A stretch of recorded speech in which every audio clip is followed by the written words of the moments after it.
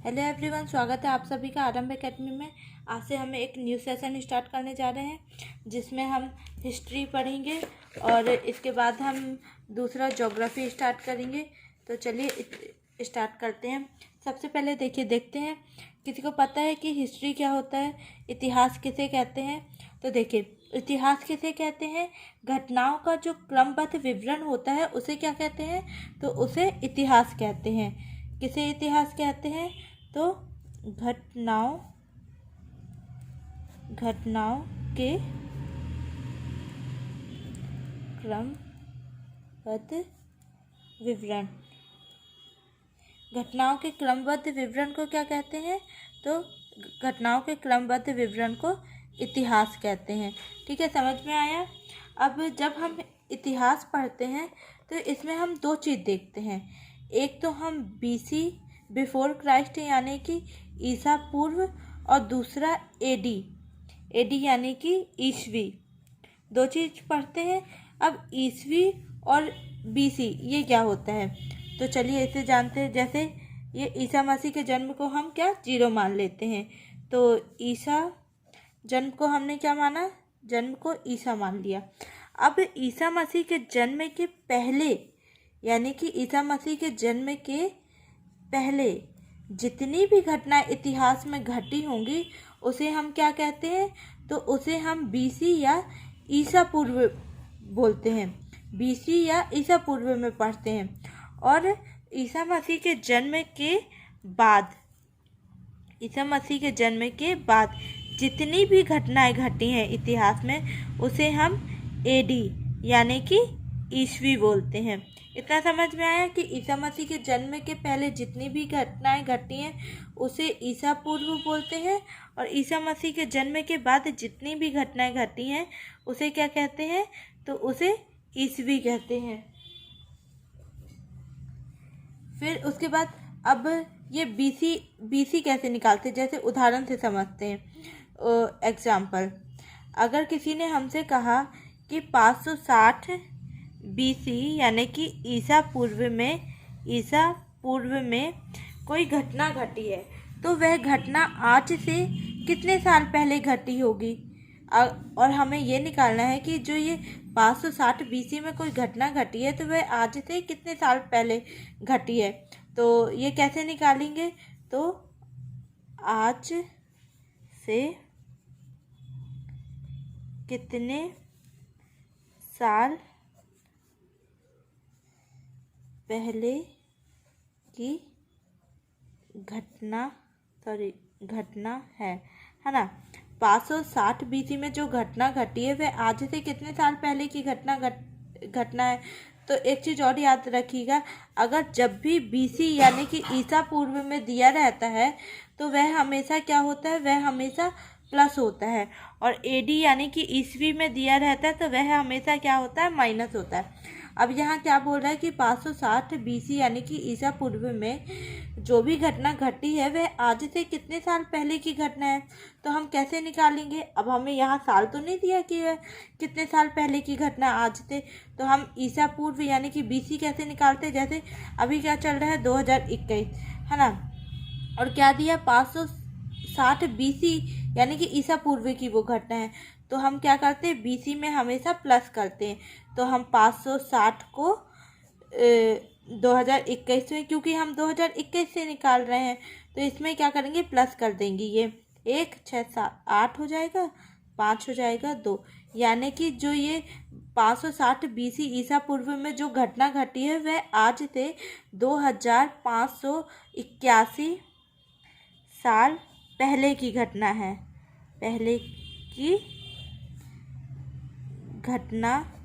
यानी कि वह आज से 2581 साल पहले हो चुका है। ठीक है।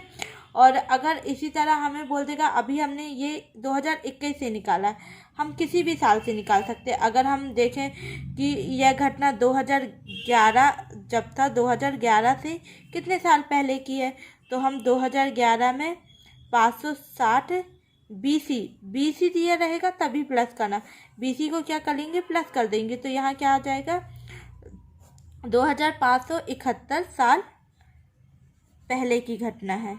इतना समझ में आया कि अगर BC में दिया रहेगा तो हम उसे प्लस कर देंगे, जिस साल से भी निकालना। अगर 2021 से पूछेगा कि 2021 से कितने साल पहले की है तो प्लस कर देंगे, 2011 से पूछेगा तो प्लस कर देंगे। मतलब कि 2011, 2012, 2013 जब भी मतलब कुछ भी दिया हो, यानी कि 1995 से कितने साल पहले की, तो इसमें भी प्लस कर देंगे। BC समझ में आ गया ना। अब हम देखते हैं AD, है ना।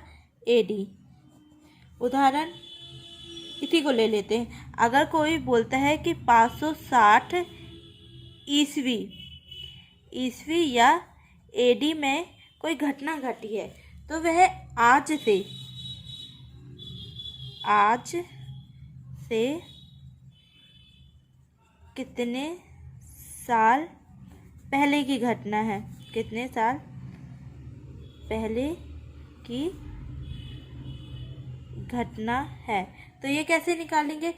हमने अभी देखा कि BC में प्लस होता है, AD में माइनस होता है। तो सिंपल, हम 2021 से 560 को क्या करेंगे, 560 ईस्वी को माइनस कर देंगे, है ना। तो कितना आ जाएगा, 1 आ जाएगा। 12 में 6 गए, 6 आ जाएगा। यहाँ 4, 1, यानी कि 1461 साल पहले की घटना है, वह घटना है। इतना समझ में आ गया। अगर BC में रहेगा तो प्लस कर दीजिएगा और AD में रहे तो माइनस कर दीजिएगा। अब हम यहाँ 2021 से हमने निकाला है, किसी भी साल से निकाल सकते हैं, 2019 से भी निकाल सकते हैं, 2000 मतलब कि जो भी साल दिया रहे उससे निकाल सकते हैं। अब बस इतना याद रखिएगा, AD यानी कि ईस्वी में दिया रहे तो हमेशा माइनस कर दीजिएगा, किसी भी साल से निकाल रहे हो। और BC में दिया रहे तो उसे क्या कर दीजिएगा, उसे हमेशा प्लस कर दीजिएगा। ठीक है, इतना समझ में आया। अब हम आगे देखते हैं कि भारत का नामकरण कैसे पड़ा। ठीक है, चलिए देखिए, अब हम क्या देखेंगे, हमारे भारत का नामकरण कैसे हुआ। भारत का नामकरण यानी कि हमारे भारत का नाम भारत कैसे पड़ा। और जैसे भारत, हिंदुस्तान या इंडिया बोलते हैं ना हमारे भारत को, तो ये नाम कैसे पड़े, तो ये देखेंगे।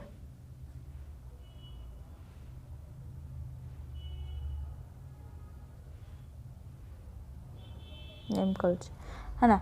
तो देखिए, सबसे पहले तो जो महाकाव्य, देखिए जो महाकाव्य और पुराण है उसमें हमारे भारत का नाम क्या मिलता है, तो उसमें हमारे भारत को भारतवर्ष कहा गया है, यानी कि भारत देश। क्या कहा गया है, महाकाव्य। महाकाव्य कौन कौन से, जैसे महाभारत और रामायण, है ना, उसे महाकाव्य कहते हैं। तो महाकाव्य व पुराणों में हमारे भारत को क्या नाम दिया गया है, तो इसे भारतवर्ष कहा गया है। भारतवर्ष, है ना। यानी कि देखिए, महाकाव्य और पुराणों में भारत को क्या कहा गया है, तो भारतवर्ष कहा गया है, यानी कि भारत देश। और यहाँ के निवासियों को क्या कहा गया है, यहाँ के निवासी। और यहाँ के निवासी क्या कहलाते हैं, तो यहाँ के निवासी को भारतीय या भारत की संतान कहा जाता था, है ना, कहा जाता है। यानी कि जो महाकाव्य और पुराणों में भारत को भारतवर्ष या भारत देश कहा गया है, और यहाँ के निवासी को भारती या भारत की संतान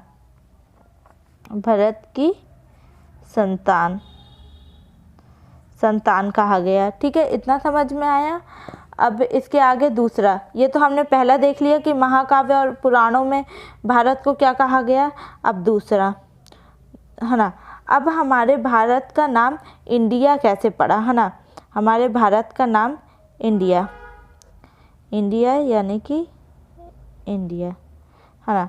अब हमारे भारत का नाम इंडिया किसने दिया, तो यूनानियों ने हमारे भारत को क्या नाम दिया, इंडिया।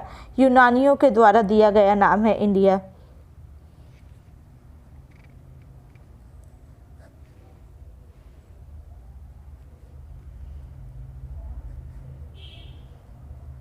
जो यूनानी लोग थे वह भारत को क्या कहते थे, तो वह भारत को इंडिया कहते थे। इंडिया नाम किसने दिया हमारे भारत को, तो यूनानियों ने दिया है।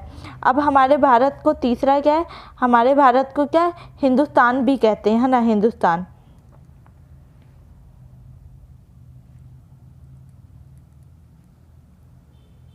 हिंदुस्तान। तो अब हमारे भारत का नाम हिंदुस्तान कैसा पड़ा, तो जो मुस्लिम इतिहासकार थे उन्होंने हमारे भारत को क्या नाम दिया, तो हिंदुस्तान। जो मुस्लिम इतिहासकार थे वो भारत को क्या कहते थे, तो हिंदुस्तान कहते थे। तो हमारे भारत का नाम हिंदुस्तान कैसे पड़ा, मुस्लिम इतिहासकारों ने।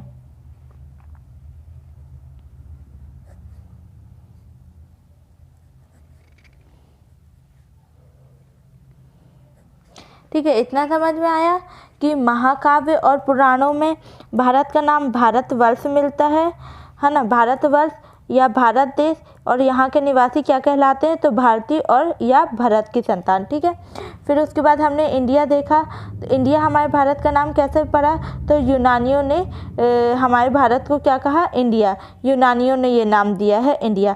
और हिंदुस्तान को किसने दिया है हमारे भारत को नाम, तो मुस्लिम इतिहासकारों ने हमारे भारत को क्या बोला है, हिंदुस्तान। इसलिए हमारे भारत का नाम हिंदुस्तान किसके कारण, मुस्लिम इतिहासकारों के द्वारा पड़ा। ठीक है, इतना समझ में आया। अब हम आगे चलते हैं, आगे देखेंगे।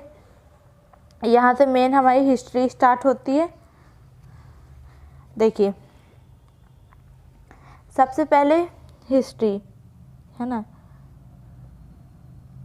हिस्ट्री या इतिहास।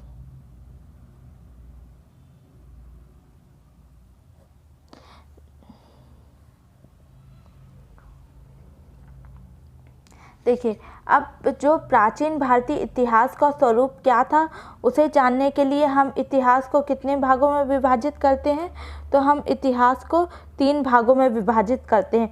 प्रागैतिहासिक काल यानी कि प्री हिस्ट्री, फिर उसके बाद आधा ऐतिहासिक काल यानी कि प्रोटो हिस्ट्री, और ऐतिहासिक काल यानी कि हिस्टोरिकल पीरियड। ठीक है, तो किस लिए, प्राचीन भारतीय इतिहास का स्वरूप क्या था इसे जानने के लिए, और अध्ययन की दृष्टि से इसे सरल बनाने के लिए हम हिस्ट्री को कितने भागों में विभाजित करते हैं, तो 3 भागों में विभाजित करते हैं।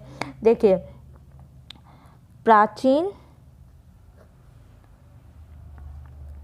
भारतीय इतिहास का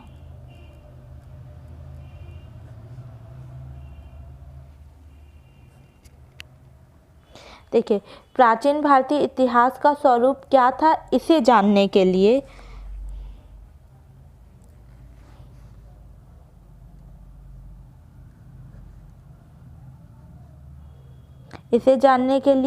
और अध्ययन की दृष्टि से सरल बनाने के लिए, जानने के लिए और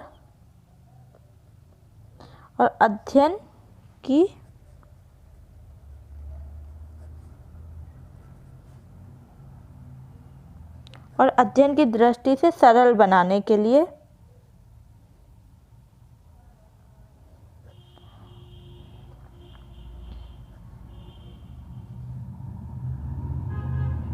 अध्ययन। देखिए, प्राचीन भारतीय इतिहास का स्वरूप क्या था इसे जानने के लिए और अध्ययन की दृष्टि से सरल बनाने के लिए इतिहास को कितने भागों में बांटते हैं, तो इतिहास को 3 भागों में बांटते हैं।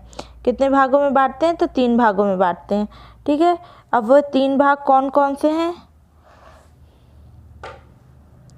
देखिए 3 भाग। पहला तो हो गया प्राक ऐतिहासिक। देखिए,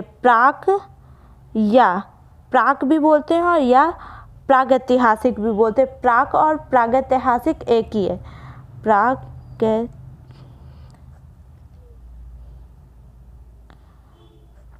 है ना, पहला क्या होगा, प्राक या प्रागैतिहासिक काल यानी कि प्री हिस्टोरिक पीरियड, यानी कि प्री हिस्ट्री,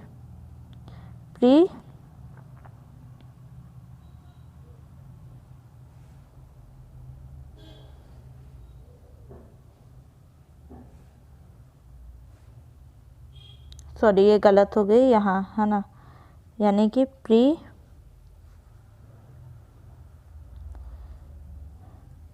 यानी कि प्री हिस्ट्री। ठीक है, प्राक ऐतिहासिक या प्रागैतिहासिक क्या हो गया, प्री हिस्ट्री।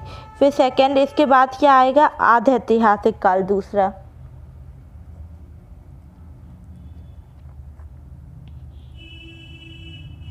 आध ऐतिहासिक काल, इसे क्या कहते हैं, इसे प्रोटो हिस्ट्री कहते हैं। क्या कहते हैं, तो प्रोटो हिस्ट्री, प्रोटो,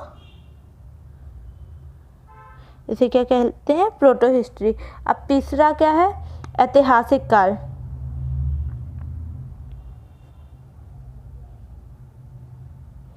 ऐतिहासिक काल यानी कि हिस्टोरिकल पीरियड।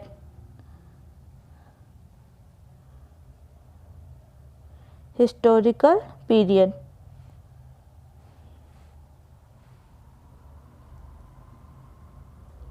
ठीक है।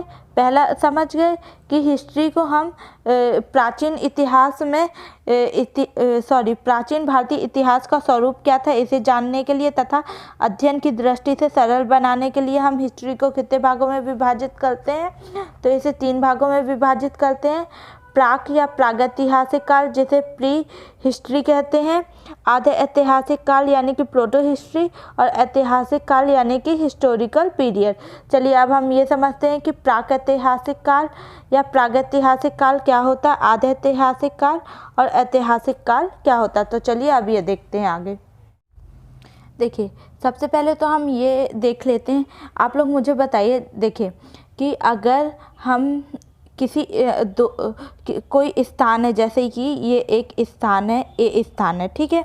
अब और ये कितने साल पहले का है, ये 3000 साल पहले का कोई जगह है ना, क्या है, जगह या स्थान है, ठीक है। अब हम बोलते हैं कि हमें पता लगाना है कि ये इस स्थान पे क्या था, है ना, यहाँ पर क्या था, इस स्थान पे कुछ ना कुछ तो हुआ होगा, कोई सभ्यता होगी या कुछ होगा, है ना। तो हम कैसे पता लगाएंगे कि जो ये ए स्थान है यहाँ 3000 साल पहले क्या था। तो हम किस चीज़ से पता लगा सकते हैं, हम 2 ही चीज़ से पता लगा सकते हैं ना, या तो हम यहाँ की खुदाई करा के यानी कि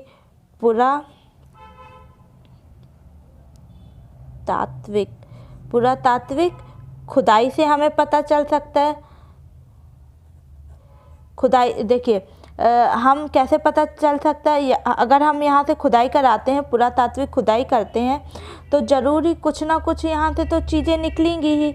या तो अगर कोई औजार भी निकल सकते हैं, औजार भी निकल सकते हैं, बर्तन भी निकल सकते हैं, है ना, और मोहरें भी निकल सकती हैं, बस्तियाँ भी मिल सकती हैं।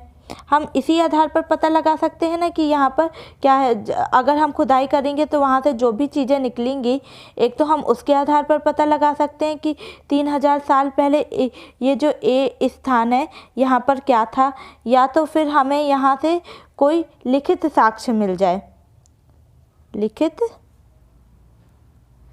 साक्ष्य। अगर पहला तो या तो खुदाई कराएंगे, जो भी वहाँ से सामान मिलेगा उसके आधार पर हम पता लगा सकते हैं कि यहाँ पर क्या था, और दूसरा क्या है, या अगर हमको यहाँ से कोई लिखित साक्ष्य मिल जाएगा तो उसके आधार पर हम पता लगा सकते हैं कि 3000 साल पहले यहाँ पर क्या चीज़ था। ठीक है, अब आप लोगों को समझ में आ गया। 2 आधार होते हैं किसी भी स्थान के बारे में जानकारी के, कि यहाँ पर कुछ टाइम पहले यहाँ पर क्या था, या तो पुरातात्विक खुदाई से पता चलेगा, या अगर हमें कोई लिखित साक्ष्य मिल जाता है तो उससे पता चल जाएगा कि यहाँ पर क्या था।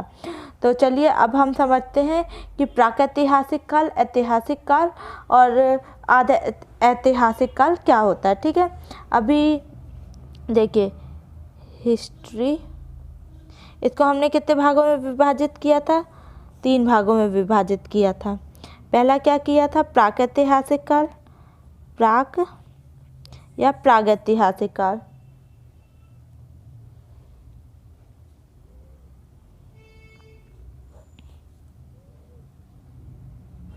इसे क्या कहते हैं, इसे प्री हिस्ट्री बोलते हैं ना, क्या कहते हैं, प्री हिस्ट्री, प्री हिस्ट्री,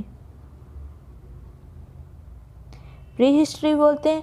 फिर दूसरा हमने क्या देखा था, दूसरा क्या होता है, आधे ऐतिहासिक काल,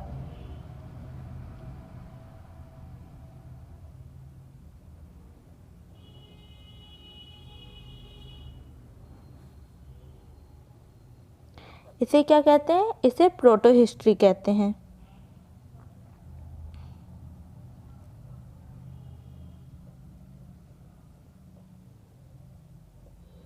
ठीक है, और तीसरा क्या होता है?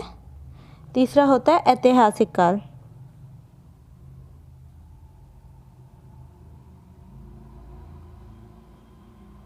ऐतिहासिक काल, इसे क्या कहते हैं? इसे हिस्टोरिकल पीरियड कहते हैं।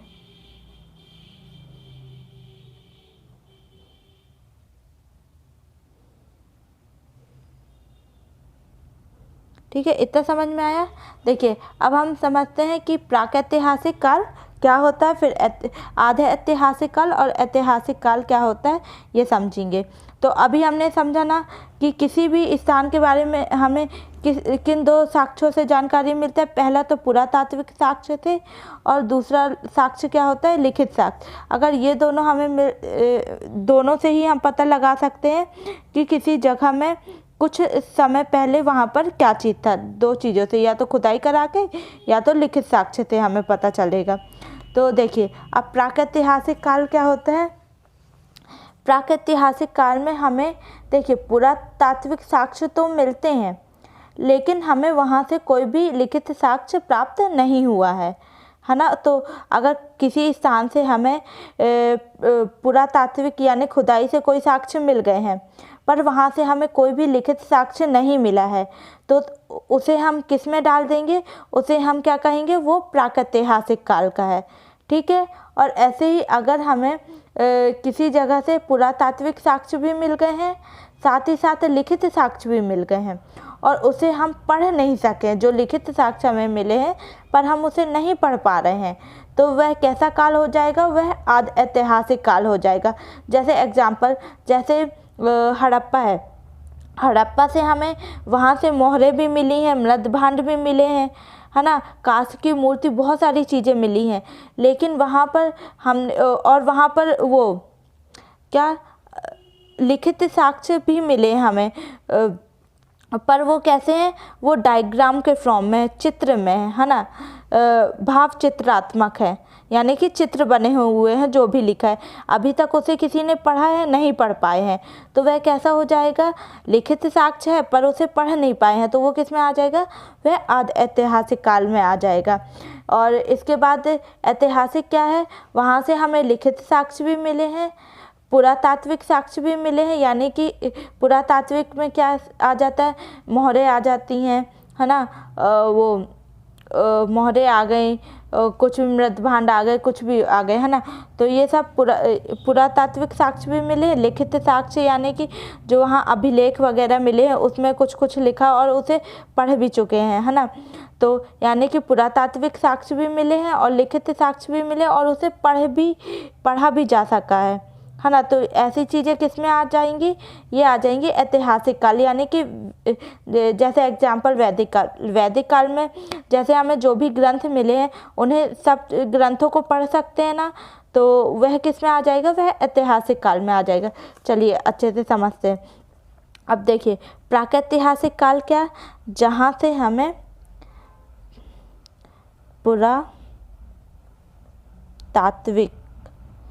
पुरातात्विक साक्ष्य यानी कि खुदाई से, यानी कि हमें पुरातात्विक साक्ष्य तो मिले हैं, पर क्या है? पर हमें कोई भी लिखित साक्ष्य नहीं मिला है। लिखित साक्ष्य नहीं मिला है। तो ऐसी चीज़ों को हम किस में रखते हैं? ऐसी चीज़ों को हम प्रागैतिहासिक काल कहते हैं, है ना। जैसे कि पाषाण काल। पाषाण काल से हमें बहुत से औजार मिले हैं, मृदभांड मिले हैं, है ना, लेकिन हमें पाषाण काल से अभी तक कोई भी लिखित साक्ष्य नहीं मिला है। तो इसे हम क्या कहते हैं? इसे हम किस में रखते हैं? हम प्रागैतिहासिक या प्रागैतिहासिक काल में रखते हैं। तो प्रागैतिहासिक काल का उदाहरण क्या हो जाएगा? उदाहरण हो जाएगा पाषाण काल।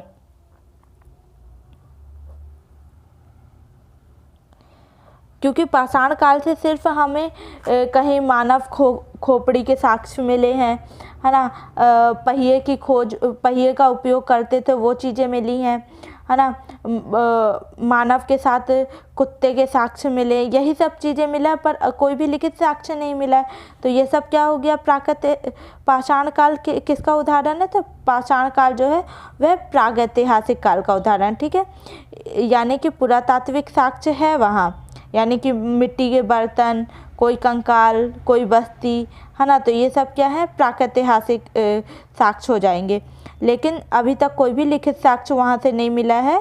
तो ये दो चीज़ें, अगर पुरातात्विक साक्ष्य मिलता है और लिखित साक्ष्य नहीं मिलता तो ये प्रागैतिहासिक काल कहलाता है। इसी तरह अब आदैतिहासिक काल क्या होता है, जिसमें हमें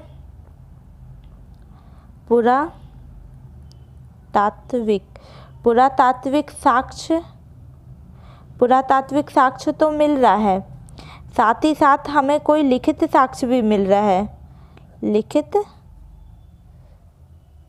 साक्ष्य भी मिला है ना, पर उसे पढ़ नहीं सकते हैं। लिखित साक्ष्य, पुरातात्विक साक्ष्य है, लिखित साक्ष्य भी है वहाँ, लेकिन हम उसे क्या नहीं कर सकते, उसे पढ़ा नहीं जा सकता, पढ़ा नहीं गया है ना, या उसे पढ़ नहीं सकते हैं, ऐसा लिखा हुआ है। तो ये कैसा, तो इसे किस में रखेंगे, इसे आधे ऐतिहासिक काल में रखेंगे, यानी कि प्रोटो हिस्ट्री में रखेंगे। इधर देखा था, इधर पर लिखित साक्ष्य ही नहीं मिला था, पुरातात्विक तो था लेकिन लिखित साक्ष्य नहीं था, तो ये क्या हो गया, प्रागैतिहासिक काल हो गया। अब यहाँ क्या है, यहाँ पुरातात्विक साक्ष्य है, लिखित साक्ष्य भी है, लेकिन उसे पढ़ नहीं सकते हैं, तो ये क्या हो जाएगा, ये आधे ऐतिहासिक काल हो जाएगा। अब इसका उदाहरण क्या है, इसका उदाहरण है हड़प्पा काल, है ना, हड़प्पा काल। जिस दिन और फिर उसके बाद ये हमने देख लिया, इसका उदाहरण हड़प्पा काल है।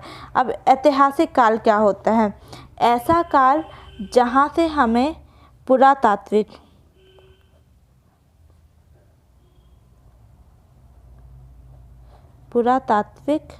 साक्ष्य, ऐसा काल जहाँ से हमें पुरातात्विक साक्ष्य तो मिला है, साथ ही साथ लिखित साक्ष्य भी मिला है, लिखित साक्ष्य भी मिला है, और उसे क्या, लिखित साक्ष्य भी मिला है और इसे पढ़ भी सकते हैं। जो लिखित साक्ष्य मिला है उसे पढ़ा भी जा सका है, पढ़ा भी जा सका है। तो ऐसे काल को हम क्या कहते हैं, ऐसे काल को हम ऐतिहासिक काल में रखते हैं, ठीक है। समझ में आ गया कि जैसे समझ में आ गया, यहाँ हमें जो प्रागैतिहासिक काल था वहाँ हमें कोई भी लिखित साक्ष्य नहीं मिला था, केवल पुरातात्विक साक्ष्य मिला था, तो वो प्रागैतिहासिक हो गया। अब आधे ऐतिहासिक में हमें पुरातात्विक भी मिला है, लिखित भी मिला है, लेकिन जो लिखित मिला है उसे हम पढ़ नहीं सकते, तो ये किसमें, आधे ऐतिहासिक में आ गया। अब ऐतिहासिक काल में हमें पुरातात्विक साक्ष्य भी मिला है, लिखित साक्ष्य भी मिला है, और जो लिखित साक्ष्य मिला है उसे पढ़ भी सकते हैं, तो ये किस में आ गया, यह ऐतिहासिक काल में आ गया। अब इसका उदाहरण क्या है, उदाहरण वैदिक काल, यानी कि वैदिक काल में जो भी पुराण वगैरह हमें मिले हैं, जो भी वेद वगैरह मिले, उन सबको हम पढ़ सकते हैं ना। हाँ, जो भी वेद वगैरह मिले हैं सब चीज़ों को हम पढ़ सकते हैं, तो ये किस में आ जाएगा, ये ऐतिहासिक काल में आ जाएगा। वैदिक काल से अब तक वैदिक काल से लेकर अब तक जो भी है, यानी कि जो भी हम पढ़ेंगे वैदिक काल से अब तक, यानी कि प्राचीन इतिहास,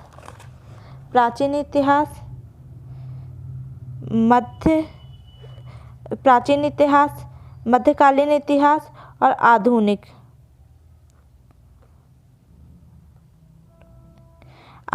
इतिहास, ये सब किस में आ जाएगा, ये सब ऐतिहासिक काल में आ जाएगा, क्योंकि प्राचीन इतिहास में वैदिक काल से गुप्त काल तक, फिर मध्य काल में आ जाएगा अकबर वगैरह, है ना, मुग़ल काल वगैरह, और आधुनिक में ये आज़ादी। तो ये इन सब में जो भी चीज़ें मिली हैं सब चीज़ों को हम पढ़ सकते हैं। तो ये किस में आ जाएगा, ये ऐतिहासिक काल में। और इसी तरह जैसे हड़प्पा में हमें लिखित साक्ष्य मिला है, लेकिन उसे पढ़ नहीं सकते। जिस दिन हम ये लिखित साक्ष्य को पढ़ लेंगे तो ये हड़प्पा किस में आ जाएगा, हड़प्पा ऐतिहासिक काल में आ जाएगा। लेकिन अभी तक हम नहीं पढ़ पाए हैं उन चीज़ों को, इसलिए हड़प्पा किस में आता है, हड़प्पा प्रोटो हिस्ट्री यानी कि ऐतिहासिक काल में आता है। इतना समझ में आया। अब हम आगे पढ़ते हैं इसके। देखिए अब हम क्या देखेंगे, अब हम देखेंगे पाषाण काल। पाषाण काल देखेंगे, फिर उसके बाद हड़प्पा, फिर उसके बाद हिस्ट्री वैदिक काल से हम स्टार्ट करेंगे। सबसे पहले यहाँ से भी क्वेश्चन बन जाते हैं, बहुत ही टिपिकल क्वेश्चन बनते हैं, इसलिए हम थोड़ा बहुत इसे डिटेल से देखेंगे, क्योंकि यहाँ से जो क्वेश्चन बनते हैं बहुत ही डीप में बनते हैं, तो कई बार नहीं बन पाते हैं हमसे, तो इसलिए इसको ध्यान से पढ़िएगा। देखिए सबसे पहला पाषाण काल। पाषाण काल ये किसका उदाहरण है, ये क्या पाषाण काल क्या है, ये प्रागैतिहासिक काल का उदाहरण है ना, क्योंकि यहाँ पुरातात्विक साक्ष्य में मिला है लेकिन लिखित साक्ष्य कोई भी नहीं मिला, तो उसे क्या कहते हैं, प्रागैतिहासिक काल या प्रागैतिहासिक काल। क्या, प्राक या प्रागैतिहासिक काल।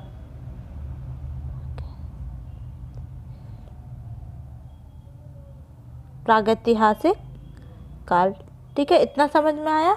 अब पाषाण काल को क्या कहते हैं इंग्लिश में, तो पाषाण काल को पैलियोलिथिक, ये ई है, पैलियोलिथिक, इसे क्या कहते हैं, पैलियोलिथिक। देखिए ठीक है, पाषाण काल को पढ़ेंगे। देखिए जो पाषाण काल था, पाषाण यानी क्या होता है, पाषाण यानी पत्थर। इसका देखो, इसे पाषाण काल क्यों कहते हैं, क्योंकि पाषाण काल इस काल में पत्थर की अलग अलग टाइप के पत्थर की खोज के कारण इस काल को क्या कहते हैं, इस काल को पाषाण काल कहते हैं। पाषाण काल, इतना समझ में आया, पाषाण काल क्यों कहते हैं, पत्थर की खोज के कारण इस काल को पाषाण काल। पाषाण यानी क्या होता है, पत्थर होता है, ठीक है, इतना समझ में आ गया। अब क्या है, उपकरणों की भिन्नता के आधार पर पाषाण काल को 3 भागों में विभाजित करते हैं, यानी कि पाषाण काल में हमें अलग अलग तरह के उपकरण या औजार मिले हैं, तो इस आधार पर हम पाषाण काल को कितने भागों में विभाजित करते हैं, तो इस आधार पर वहाँ पर मिलने वाले क्या उपकरण या औजार को हम पाषाण काल को इस आधार पर वहाँ पर मिलने वाले उपकरणों या औजार के आधार पर हम कितने भागों में विभाजित करते हैं, तो 3 भागों में विभाजित करते हैं। यहाँ पर लिख देते हैं। देखिए उपकरणों की भिन्नता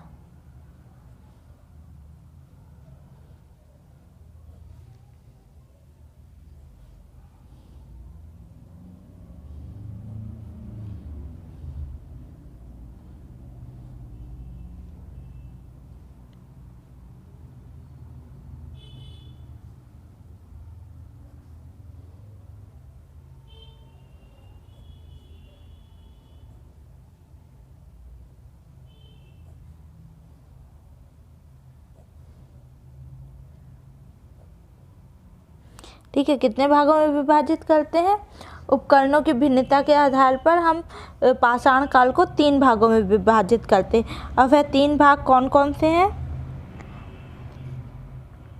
तो सबसे पहला हो गया पुरा पाषाण काल, पुरा पाषाण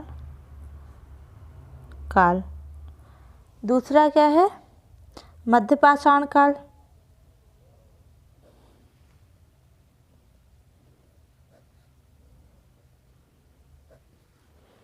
तीसरा नवपाषाण काल।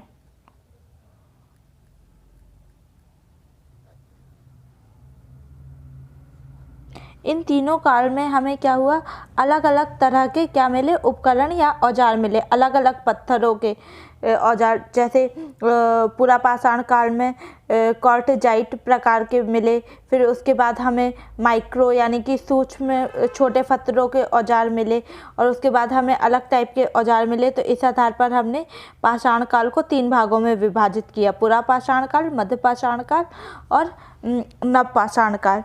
तो अब सबसे पहले हम पुरापाषाण काल देखेंगे।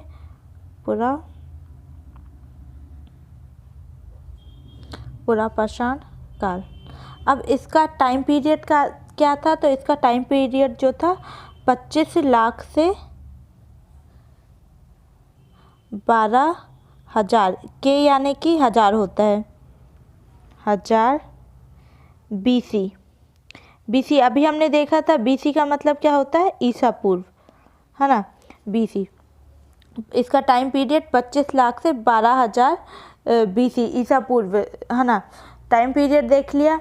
अब सबसे पहले तो देखिए यहाँ हमें कैसे औजार मिले हैं, तो यहाँ हमें कोण उपकरण मिले हैं। कैसे औजार मिले हैं, कोण उपकरण मिले हैं, जिनका साइज क्या था, जो कैसे थे, जो बड़े आकार के थे, साइज में कैसे थे, बड़े थे।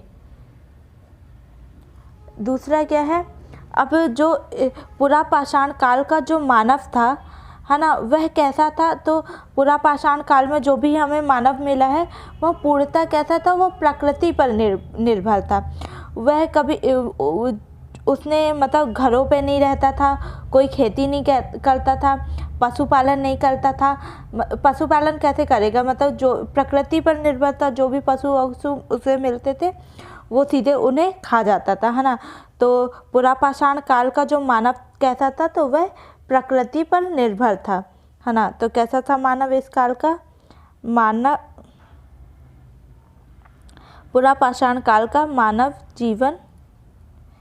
जीवन पूर्णता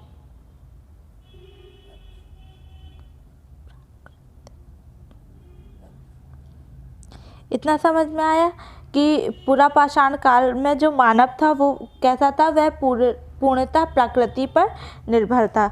अगला, इस काल का जो मानव था वह कैसा था, आखेट यानी कि शिकारी कैसा था।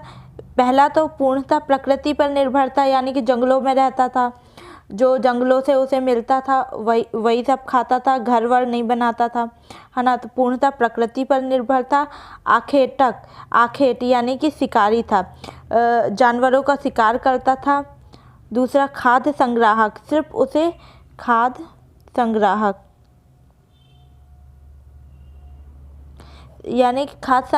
यानी कि सिर्फ खाना इकट्ठा करता था, उसे सिर्फ खाने से मतलब था, या इसे हम खाना बदोश भी कह सकते हैं, खाना बदोश। देखिए, है ना, मतलब कि वह सिर्फ उसे किस चीज़ से मतलब था, सिर्फ उसे खाने से मतलब था। पहला तो आखेटक यानी कि शिकारी था, खाद्य संग्राहक और खाना बदोश था, उसे खाने के अलावा किसी चीज़ से कोई मतलब नहीं था। फिर उसके बाद जो मानव था उसने सबसे ज़्यादा समय किस काल में बिताया है, तो उसने सबसे ज़्यादा जो समय है वह पुरापाषाण काल में ही बिताया है ना। तो सर्वाधिक समय किस काल में बिताया, मानव ने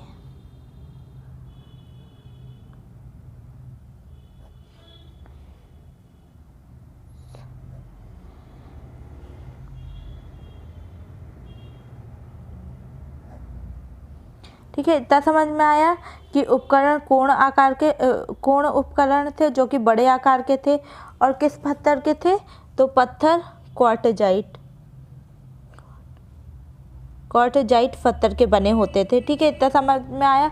और इस काल का मानव कैसा था, तो वह पूर्णतः प्रकृति पर निर्भर था। आखेटक यानी कि शिकारी था, खाद्य संग्राहक यानी कि उसे सिर्फ खाना ही वो इकट्ठा करता था, खाने से उसको मतलब था। खाना बदोश यानी कि सिर्फ उसे खाने से मतलब था। फिर उसके बाद मानव ने सर्वाधिक समय किस काल में बिताया, तो उसने पुरापाषाण काल में बिताया। फिर सबसे पहले मानव कहाँ आया, है ना, सबसे पहले मानव कहाँ देखा गया, यानी कि मानव कहाँ आया, तो सबसे पहले पहला मानव कहाँ आया, तो अफ्रीका में आया, अफ्रीका में आया। ठीक है, इतना समझ में आया कि सबसे पहला मानव कहाँ आया, अफ्रीका में आया। लेकिन जो पहला मानव अफ्रीका में आया वह मानव सभ्य नहीं था। वह कैसा था, वह शिकारी था, खाद्य संग्राहक था, यानी कि वह खेती नहीं करता था, घर बना के नहीं रहता था, स्थायी जीवन नहीं था। हम सभ्य कब होता है मानव, जब वह स्थायी जीवन जीने लगे, है ना, खेती करने लगे, ग्रुप में रहने लगे अच्छे से, तो उसे क्या कहते हैं, उसे चीज़ों को समझने लगे, तो उसे सभ्य मानव कहते हैं। लेकिन यहाँ का मानव कैसा था, आखेट यानी कि शिकारी था, खाद्य संग्राहक था। सब कैसा मानव था, तो मानव कैसा था, असभ्य था, असभ्य, है ना। अफ्रीका में पहला मानव देखा गया था, लेकिन वह कैसा था, असभ्य। पहला मानव अफ्रीका में देखा गया था, इसलिए अफ्रीका को क्या कहते हैं, मानव जाति का पालना, मानव जाति का पालना। मानव जाति का पालना किसे कहते हैं, अफ्रीका को, क्योंकि यहाँ पर पहला मानव देखा गया था। लेकिन सभ्यता का पालना किसे कहते हैं, एशिया को कहते हैं, क्योंकि मानव ने सभ्य जीवन कहाँ से स्टार्ट किया था, एशिया से किया था, इसलिए मानव सभ्यता का पालना एशिया को कहा जाता है, जबकि मानव जाति का पालना किसे कहा जाता है, तो अफ्रीका को कहा जाता है। अब पुरापाषाण काल में सबसे इम्पोर्टेंट चीज़ एक क्या हुई, आग की खोज हुई। क्या हुई, आग की खोज। अगर क्वेश्चन बनता है कि आग की खोज किस काल में हुई, तो हम क्या करेंगे, आग की खोज जो हुई है वह पुरापाषाण काल में हुई है। लेकिन यहाँ केवल आग की खोज हुई है, परंतु इसका उपयोग का ज्ञान नहीं था उन्हें। आग की खोज तो पुरापाषाण काल में हो गई थी, परंतु उपयोग का ज्ञान नहीं था, उपयोग का ज्ञान नहीं था, है ना, उपयोग का ज्ञान नहीं था, क्योंकि आग का उपयोग कब होने लगा था, शायद नवपाषाण काल में आग का उपयोग हुआ था, केवल खोज बस हुई थी पुरापाषाण काल में। ठीक है, इतना ठीक है। फिर उसके बाद सबसे लंबा कालखंड कौन सा था, सबसे लंबा कालखंड पुरापाषाण काल था, सबसे लंबा कालखंड कौन सा था, तो पुरापाषाण कालखंड। ठीक है, इतना हमने देख लिया। चलिए एक बार रिवाइज कर लेते हैं। सबसे पहले तो देखिए पुरापाषाण काल, इसका टाइम पीरियड क्या है, तो 25 लाख से पुरापाषाण काल। ठीक है, इसका टाइम पीरियड क्या है, 25 लाख से 12,000 BC ईसा पूर्व तक है। ठीक है, इधर कैसे हमें उपकरण मिले हैं, तो कोण आकार के उपकरण मिले हैं, जिनका आकार कैसा था, बड़ा था और क्वार्टजाइट पत्थर के बने होते थे। फिर उसके बाद यहाँ का मानव कैसा था, तो मानव जो था वह पूर्णतः प्रकृति पर निर्भर था। और मानव कैसा था, तो यहाँ का मानव पूर्णतः पहले तो प्रकृति पर निर्भर था, दूसरा आखेट यानी कि शिकारी और खाद्य संग्राहक या खानाबदोश था, यानी कि सिर्फ उसे खाने से मतलब था और शिकारी था। फिर उसके बाद क्या हुआ, मानव ने सर्वाधिक समय किस काल में बिताया है, तो मानव ने सर्वाधिक समय पुरापाषाण काल में बिताया, पुरापाषाण काल में बिताया। ठीक है, पुरापाषाण काल में बिताया। फिर उसके बाद पहला मानव कहाँ आया, तो अफ्रीका में आया, जो कि कैसा था, असभ्य मानव था, असभ्य मानव था। पहला मानव अफ्रीका में आया, इसीलिए मानव जाति का पालना किसे कहा जाता है, अफ्रीका को कहा जाता है। और फिर इसके बाद क्या हुआ, पूरा पाषाण काल में ही क्या हुआ, आग की खोज हुई, परंतु आग का उपयोग नहीं होता था, उन्हें आग के उपयोग का ज्ञान नहीं था। ठीक है, इतना समझ में आया। और सबसे लंबा कालखंड कौन सा था, तो पूरा पाषाण काल था। देखिए ना, 25 लाख से 12,000 ईसा पूर्व तक चला था ये काल, इसलिए सबसे लंबा कालखंड कौन सा था, तो पूरा पाषाण काल का था। अब हम इसके बाद क्या पढ़ेंगे, अब हम इसके बाद मध्य पाषाण काल देखते हैं। देखिए अब हम क्या देखेंगे, अब हम देखेंगे मध्य पाषाण काल।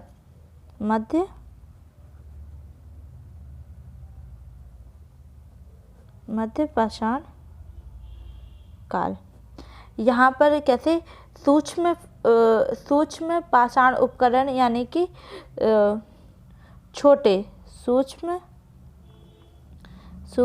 या छोटे उपकरण मिलने के कारण, देखिए सूक्ष्म या छोटे उपकरण मिलने के कारण, है ना, छोटे या सूक्ष्म उपकरण मिलने के कारण इस काल को क्या कहते हैं, माइक्रोलिथ भी कहते हैं। ठीक है, समझ में आया। माइक्रोलिथ क्यों कहते हैं, क्योंकि यहाँ छोटे उपकरण मिलते थे, इस कारण इसे क्या भी कहते हैं, इसे माइक्रोलिथ भी कहते हैं।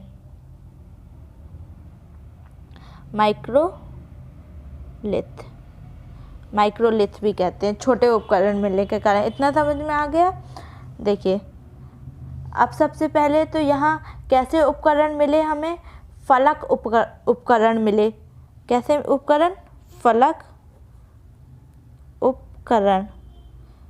फलक उपकरण मिले, यानी कि फलक टाइप के औजार मिले, जो कि कैसे थे, पत्थर के छोटे औजार थे, पत्थर के छोटे औजार।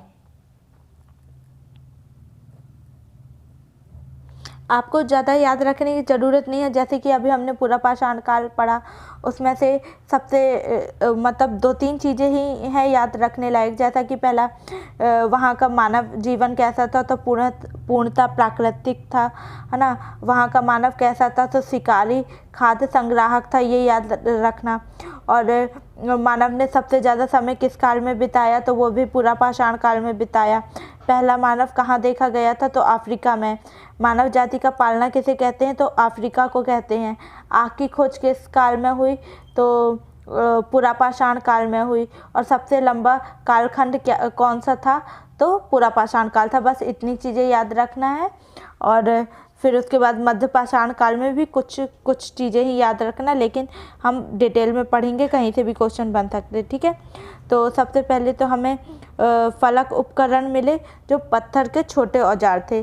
फिर उसके बाद क्या हुआ, दूसरा क्या है, लेखिया, हाँ, फलक उपकरण मिले। फिर उसके बाद लेखिया, ये क्या है, लेखिया एक स्थान है जो कि कहाँ है, इलाहाबाद में। इलाहाबाद यूपी में, है ना। इलाहाबाद यूपी में है। लेखिया एक स्थान है इलाहाबाद यूपी में। यहाँ से हमें क्या प्राप्त हुआ है, तो यहाँ से हमें सर्वाधिक क्या, मानव कंकाल प्राप्त हुए हैं।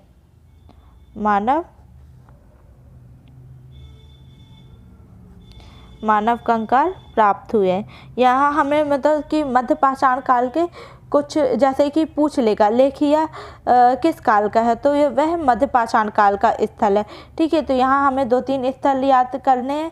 पहला तो लेखिया हो गया, पहला लेखिया है, ये कहाँ है, इलाहाबाद के यूपी में। यहाँ से हमें क्या प्राप्त हुआ है, मानव कंकाल, सर्वाधिक मानव कंकाल प्राप्त हुए हैं। ठीक है, फिर उसके बाद दूसरा क्या है, दूसरा है पशुपालन का प्रारंभ, है ना। पशुपालन का प्रारंभ इस काल में हुआ है ना, सिर्फ प्रारंभ हुआ है।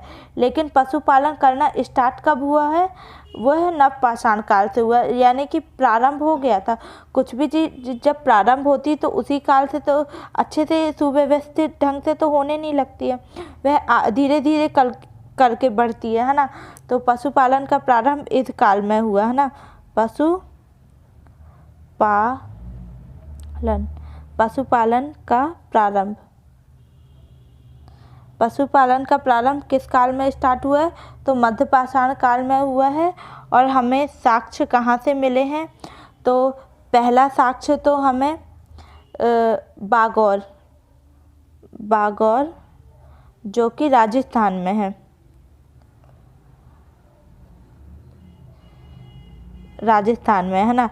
देखिए, पशुपालन का हमें पहला साक्ष्य कहाँ से? बागौर जो कि राजस्थान है, वहाँ से प्राप्त हुआ।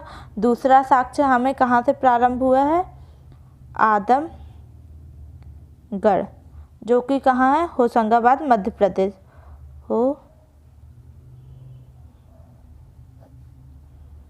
होशंगाबाद मध्य प्रदेश। ठीक है। अगर क्वेश्चन बनता है कि पशुपालन का प्रारंभ किस काल में हुआ, तो हम आंसर क्या लगाएंगे? मध्य पाषाण काल। लेकिन सुव्यवस्थित ढंग से पशुपालन का प्रारंभ कब हुआ है? तो वह क्या हो जाएगा? वह नवपाषाण काल। लेकिन अगर नॉर्मल पूछेगा पशुपालन का प्रारंभ, तो क्या हो जाएगा? मध्य पाषाण काल। और हमें पहला साक्ष्य, अगर ये पूछता है हमें पशुपालन का पहला साक्ष्य कहाँ से मिला है, तो क्या हो जाएगा आंसर? बागौर राजस्थान। और अगर आंसर में ये ना दिया हो, तब हम क्या लगाएंगे? दूसरा, आदमगढ़ होशंगाबाद जो कि मध्य प्रदेश में। ठीक है। फिर इसके बाद तीसरा, ये पहला स्थान हो गया, बागौर हो गया, आदमगढ़ हो गया। अब तीसरा स्थान क्या है? अब हम पढ़ेंगे दमदमा, है ना। तो दमदमा ये कहाँ है? ये यूपी में है। अब यहाँ से हमें क्या प्राप्त हुआ है? यहाँ से हमें 5 युगल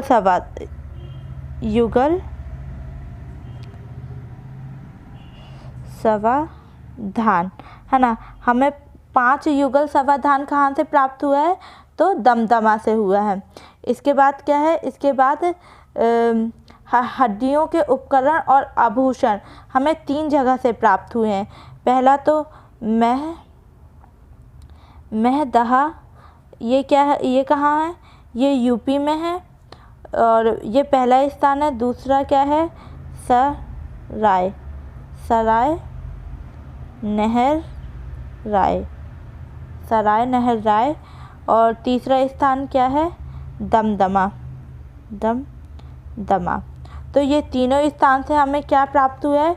तो ये तीनों स्थान से हमें हड्डी के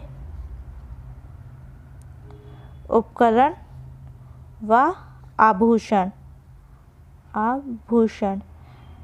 है ना। तो अगर क्वेश्चन बनता है कि हड्डी के उपकरण और आभूषण कहाँ से प्राप्त हुए हैं, तो वह हमें 3 स्थान से प्राप्त हुए हैं। पहला तो महदहा जो कि यूपी में है, सराय नहर राय और दमदमा ये भी यूपी में। ठीक है। अगर इस क्वेश्चन में कभी भी आंसर में ये तीनों में से कोई एक स्थान देगा, ये तीनों के तीनों नहीं देगा। तो ठीक है, समझ में आ गया। अगर दमदमा अगर पूछता है कि 5 युगल समाधान हमें कहाँ से मिला है, तो इसका आंसर क्या हो जाएगा? दमदमा। और हड्डी के उपकरण या आभूषण पूछेगा तो ये तीनों में से कोई स्थान दे देगा, या तो महदहा दे देगा, सराय नहर दे देगा, या दमदमा दे देगा। तो ये तीनों याद रखिएगा। और अगर सर्वाधिक मानव कंकाल हमें कहाँ से प्राप्त हुए हैं, तो क्या इसका आंसर क्या हो जाएगा? लेक हिया यानी कि इलाहाबाद के पास है। ये हमें आंसर लगाना है। ठीक है। और पशुपालन का प्रारंभ किस काल से हुआ है? तो मध्य पाषाण काल से हुआ है। और इसके साक्ष्य हमें कहाँ से मिला है? पहला साक्ष्य तो बागौर राजस्थान, और अगर ये ना दिया हो तो आदमगढ़ जो कि होशंगाबाद मध्य प्रदेश में है। ठीक है। फिर उसके बाद क्या है? एक स्थान है चौपानी मांडो। क्या है? चौपानी मांडो। ये कहाँ है? ये इलाहाबाद में है। इलाहाबाद यूपी, है ना। चौपानी मांडो कहाँ है? इलाहाबाद यूपी में है। यहाँ से हमें क्या मिला है? यहाँ से मृद भांड मिट्टी के बर्तन का सबसे प्राचीनतम साक्ष्य कहाँ से मिला है? चौपानी मांडो से। मृद भांड का प्राचीनतम साक्ष्य प्राचीनतम साक्ष्य कहाँ से प्राप्त हुआ है, तो हमें कहाँ से प्राप्त हुआ, चौपानी मांडो जो कि इलाहाबाद के पास है। ठीक है, हमें कितने स्थान हो गए, तो 1 हो गया, 2 3 4 5 6 7 8 स्थान मध्य पाषाण काल में याद रखने। ठीक है, इतना हो गया क्लियर कि मध्य पाषाण काल जो है, देखिए मध्य पाषाण काल यहाँ से हमें सूक्ष्म छोटे उपकरण मिले जिसके कारण इसे माइक्रोलिथ भी कहते हैं। यहाँ से हमें कैसे औजार मिले हैं, तो हमें फलक उपकरण यानी कि पत्थर के छोटे औजार मिले हैं। लेखहिया इलाहाबाद यूपी में, यहाँ से हमें सर्वाधिक मानव कंकाल प्राप्त हुए हैं। पशुपालन का पहला, इसको ये इम्पोर्टेंट है, इसे टिक कर लीजिएगा। पशुपालन का प्रारंभ किस काल में हुआ, तो मध्य पाषाण काल में प्रारंभ हुआ है। इसका साक्ष्य हमें बागोद राजस्थान, और पहला साक्ष्य बागोद राजस्थान और दूसरा साक्ष्य कहाँ से, आदमगढ़ होशंगाबाद मध्य प्रदेश से मिला है। अगर बागोद ना दिया हो तो हम आंसर में आदमगढ़ लगाएंगे, अगर दोनों दिया है तो बागोद लगाएंगे। फिर उसके बाद दमदमा से हमें कहाँ है, यूपी में, यहाँ से 5 युगल समाधान प्राप्त हुए हैं। ठीक है, फिर उसके बाद क्या है, मैदहा, सराय नहर और दमदमा, यहाँ से हमें, ये तीनों जगह से हमें क्या प्राप्त हुआ है, तो हड्डी के उपकरण और आभूषण प्राप्त हुए हैं। फिर उसके बाद चौपानी मांडो, ये कहाँ है, इलाहाबाद में, यहाँ से हमें मृद भांड का प्राचीनतम साक्ष्य प्राप्त हुआ है। क्या हुआ है, प्राचीनतम साक्ष्य प्राप्त हुआ है। अब हम इसके बाद क्या ये जो मध्य पाषाण काल था, इसका टाइम पीरियड क्या है, तो इसका टाइम पीरियड जो है 5000 के का मतलब क्या होता है, 1000, 5000 से 3000 ईसा पूर्व यानी कि BC। ठीक है, सॉरी मध्य पाषाण काल का ये नव पाषाण काल का, मध्य पाषाण काल का है 12000 से 5000, 12000 से 5000 ईसा पूर्व इसका कार्यकाल है ना, यानी कि इसका टाइम पीरियड क्या है, 12000 से 5000। चलिए, तो अब हम क्या देखेंगे, अब हम नवपाषाण काल पढ़ेंगे। तीसरा क्या है, नवपाषाण काल, नवपाषाण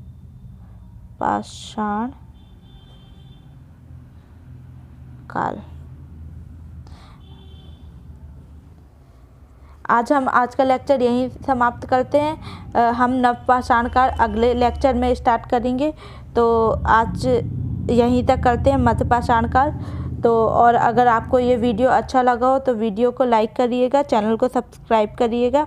नवपाषाण काल हम अगले लेक्चर में स्टार्ट करेंगे।